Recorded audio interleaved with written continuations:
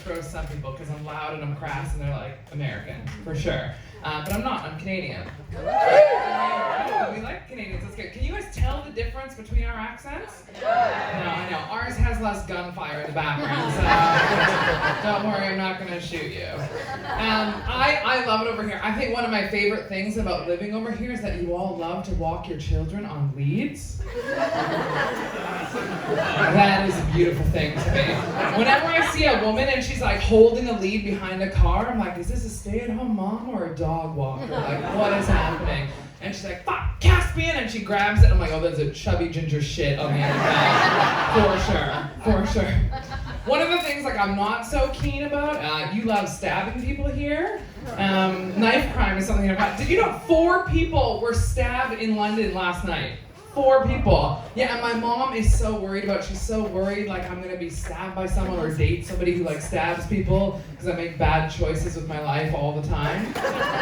And I used to walk around London with like no fear, right? Because I was like a really big girl. I actually lost like 13 stone over lockdown. So I lost, it's a lot of weight, right? But I used to walk around and I'd be like, yo, if someone's gonna kidnap me, they're gonna need a plan. It's gonna take 3 guys, a van, a ramp. They're gonna have to take breaks halfway through. They'll be sweating. I'll be halfway up the ramp and I'll be like, guys, what are we doing here? Like, what? I know you said there was pizza. That's why I'm here. But like, can we get going? So I was never afraid of it because I was like, if they really want to work that hard to get me, you deserve that prize, whatever that is, right? But now I'm like, I want smaller, and so I'm like more aware of my surroundings and like the dangers of London and stuff, and I don't eat anymore and I'm all weak, so I'm like, you can easily just like push me into a van or whatever. But I'm never more aware of my own like mortality than when I'm at a self-serve checkout at like a Tesco. Have you ever caught yourself in one of those front-facing cameras? Who designed those things? It's the worst angle and the worst lighting, and it's just double chin city. You're like, it's the worst thing ever, and all I think about when I'm at one of those is if I go missing when I leave this shot, this is the footage that's gonna be on the Daily Mail tomorrow. It's gonna be this. It's not gonna be my carefully curated Instagram feed. I have photoshopped myself so much, I look like a young Japanese girl on my Instagram. That's how I want to be remembered. I don't want to be remembered for the reality of me. So I'm telling you guys, if I go missing, just let me go. You're not going to find me anyway. I do not want the reality of me in a Tesco self-checkout flooding the papers. Yeah, so I've lived here for 3 years. I think I moved here because like I didn't get a lot of love as a child and we didn't have a lot of like affection. So I was like, let me move to the UK and date emotionally unavailable British men. That sounds like a great plan for me. And they are, right? You guys are so buttoned up and you like don't want to let any emotions out until you get into the bedroom. And as soon as you get a British guy in the bedroom, he's like, let me tell you what I want to do. Let me tell you what I'm into. And I'm like, oh my God, I'm so scared. Right? I get scared because what's crazy to one person might be like tame to another. Like it could be really vanilla, right? But you never know. And whenever somebody's like really bigging up their kink or something and really going like, I'm into this and so on, I'm like, oh my God, is he gonna wrap me in a sheet and fuck me and that, you know? Like I'm scared. And I won't do it probably. I might because I'm fucking weird. But like, I won't, and I'm nervous, but like my vagina has a heartbeat and I don't know what to do with that. I do get nervous, and then there's the weirdos too who just like, you can just tell their safe word is keep going. Like, and they have zero stopping on them. There's also the guys who will say like, oh, a friend of mine is into this. A friend of mine is into this. And I'm like, is your friend with us right now? I went out with this one dude and he goes, a friend of mine likes to pee in his girlfriend's mouth. And I was like, mate, well, if your friend is listening, and I think he is, why don't you tell him if he tries to do that to me, I'm gonna rip his dick off and ruin his life with it. And his reaction was, I don't think we have enough in common. And I was like, facts, I don't think we do either, and I'm okay with that. I don't think I have any crazy kinks. My craziest kink probably is that I'm obsessed with poor men. Like, I love poor men. Is that a kink or is it a disability? I don't know. I'm either gotta get one of those sunflower lanyards or like go on some fetish site. Because like I go on dating apps and stuff, right? And people are like, I ain't looking for no gold digger. I ain't want no gold digger. And I'm like, mate, you got your Primark tag out of the back of your jumper. I can see that loud and clear. And it's always the guys with their Monzo card buying like pot noodles, right? And getting on the bus who's like, get away from me, gold diggers. I'm not looking for you. We're not looking for you either, bro. I'm looking for someone who actually has some money. But I'm not even, like, I wish I was a gold digger. I don't know what it is about poor men. The moment I see an Android phone, I'm like, I love that. And if their screen is cracked, oh,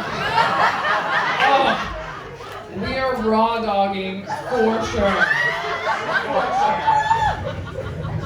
So that's my thing. I don't know, man. But I did do the whole like therapy thing in lockdown. I did all that. I took time off dating, and then I just went back with a vengeance, right? I had lost all this weight, and I was like, Hinge, Bumble, Uber Eats, give it to me. Like, I want everything, and I was here for it. And then you have to deal with all the crazy guys on dating apps too, where they're like, I work in fashion, and then it turns out like he's a cashier at H&M. Like, you're not wrong, but you're not right. Like there's something in the middle there. But then I was like, because I've done all this therapy, I wanted to date like a different type of guy, right? I wanted to date somebody more like emotionally intelligent, more like in tune with their feelings. But I think I went too far in that direction, and I found myself in what I can only describe as an emotional booty call. Have you ever found yourself in one of these? Because we know what a booty call is, right? You text somebody and you go, hey, you up? And then they come over and fuck you. Not well, usually, but you do it because you need to clean the pipes. Like, it's just like a fact of life, right? An emotional booty call, he'd go, hey, you up? I want to tell you about my day. What? And he would literally come over and be like, yeah, work was really hard. And I'm still not talking to my mom. And I'd be like, okay, man, can you maybe treat me like a bowling ball for a couple of minutes here? Just like, can you just put 3 fingers in me for the love of God while you tell me the awful story that is your sad little life? And then he'd be like, Kate, what should I do, Kate? Honestly, man, kill yourself. Your life sounds awful, and I'm not sucking your dick, so double homicide that. Like, just get out of here with that. That's not what I want. And then I was like, I don't know if I can do the emotional guys. Like, I don't know if I'm up for that, right? And then I met this other guy, and he's like, Kate, I want to make love to you. Which is like, that's like, if somebody says they want to make love to you, chances are they want to do it in the back of a windowless van, and then like wear your skin as a suit later and dance around. Like, they're nuts. Like, do not go for that. But I was tempted because I have bad choices, right? I go for bad things all the time. So I was like, okay, bet. Like, let's see what you got. We make love. And after we do, he goes, did you come? No, lover. I did not. And if you gotta ask like that, like, what do you think the answer is? But his reaction was what got me. He said, I'll get you next time. You'll get me when? You'll get me next time. We are living in this time, my man. You can get me this time. Could you imagine, you guys go out for dinner, they serve you, but they don't serve you, and afterwards the waiter's like, hey, how was everything? You go, yeah, no, fucking great, I didn't eat. And they just go, we'll get you next time, girl, that's all right. Like, it would just never be appropriate under any circumstance ever. It's the wildest thing. And my therapist also taught me something that was like really good in dating, right? She said, make a list of all the qualities you want in a partner. And if you don't possess those qualities yourself, you don't have a right to ask for them in somebody else. That's profound, right? But I'm a comedian with no filter, and I burst out and I just said, how the fuck am I supposed to become a 6-foot-tall black dude with a massive dick? Thoughts and prayers.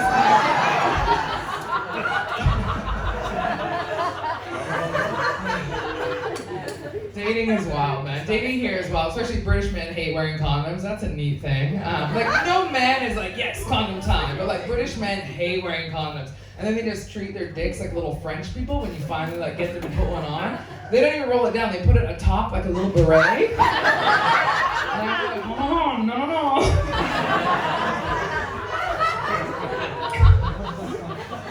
But yeah, it is wild. I went out with this one guy, and the date was like, So we were a few hours into the date and it was going well, right? He hadn't tried to pee on me yet. I was like, this is good. Oh, Mom, I think I found him. This is the one. And we're doing the whole little dance back and forth. I'm like, and I'm like, he's like, oh my God, I'm making a comedian laugh. I'm like, no, I'm faking it. First of many tonight, I'm sure. But then what happened was he leaned in because he wanted to like whisper sweet nothings in my ear. And I was like, all right, let's see what you got. And he goes, you know, Kate, if this continues to go well, who knows? Maybe one day we make some little people of our own. What? You want to make some little, who are you, Geppetto? Like, what are you talking about? You want to make a little wooden boy with me? I think he thought because I'm a woman and I'm in my 30s, I'd be like, oh my God, and my ovaries would explode and I'd just start sucking his dick right there in the pub. It had the complete opposite effect. I dried up so fast, I was squeaking when I walked out of that place. I could sound like a basketball court in my pants. You guys are amazing. I'm Kate Barron. Have a great